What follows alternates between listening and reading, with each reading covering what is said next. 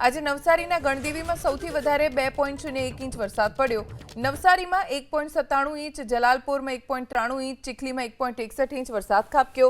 નવસારી શહેરમાં ધોધમાર વરસાદના કારણે પાણી ભરાઈ ગયા। રેલવે ફાટક પાસે સર્વિસ રોડ પર પાણી ભરાતા લોકોને હાલાકીનો સામનો કરવો પડ્યો।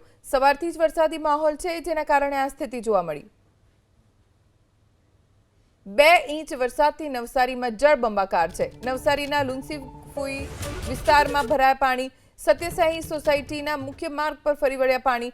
પોલીસ લાઇન ક્વાર્ટર્સમાં રહેતા કર્મીઓ પરેશાન થઈ ગયા છે। રજૂઆત છતાં દર વખતે અહીંયા પાણી ભરાય છે, પણ કોઈ જ કામગીરી થતી છે નહીં। નવસારીના લુન્સીકુઈ વિસ્તાર અને તેની આસપાસના જે રસ્તા છે જળમગ્ન બની ગયા છે।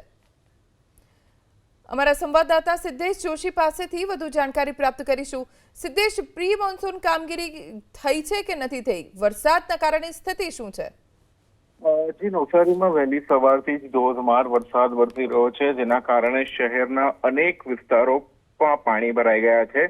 શહેરના પૂર્વ અને પશ્ચિમ બંને વિભાગમાં અત્યારે પાણી છે। ખાસ કરીને રેલવે ગન્નારા પાસે પાણી ભરાઈ જતા માર્ગ પર જે વાહન ચાલકો છે એ લોકો પરેશાન થઈ રહ્યા છે, તો બીજી તરફ સત્યસાઈ સોસાયટીમાં પણ પાણી ભરાઈ જવાના કારણે અનેક રહીશો પરેશાન થઈ રહ્યા છે।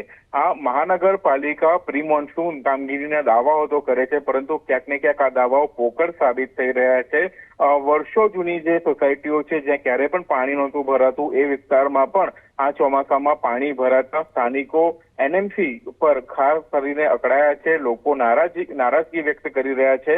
લાખો કરોડો રૂપિયા ખર્ચ કરવામાં આવે છે, પ્રી મોન્સૂન કામગીરીના દાવાઓ કરવામાં આવે છે, પરંતુ ક્યાંક ને ક્યાંક કામગીરીનો અભાવ જોવા મળી રહ્યો છે।